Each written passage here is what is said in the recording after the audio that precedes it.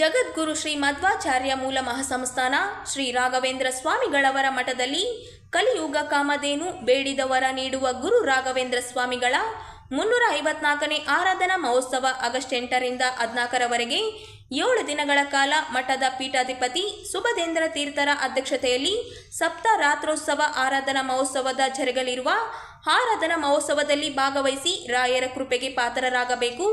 ಈ ಒಂದು ಆರಾಧನಾ ಮಹೋತ್ಸವಕ್ಕೆ ರಾಜ್ಯ, ದೇಶ, ವಿದೇಶಗಳಿಂದ ಬರುವ ಭಕ್ತರಿಗೆ ಆದರದ ಸ್ವಾಗತ ಕೋರುವವರು ಶ್ರೀ ರಾಘವೇಂದ್ರ ಸ್ವಾಮಿಗಳವರ ಮಠದ ಆಡಳಿತ ಮಂಡಳಿ ಮತ್ತು ಮಠದ ಸಿಬ್ಬಂದಿಗಳು. ಮಂತ್ರಾಲಯ.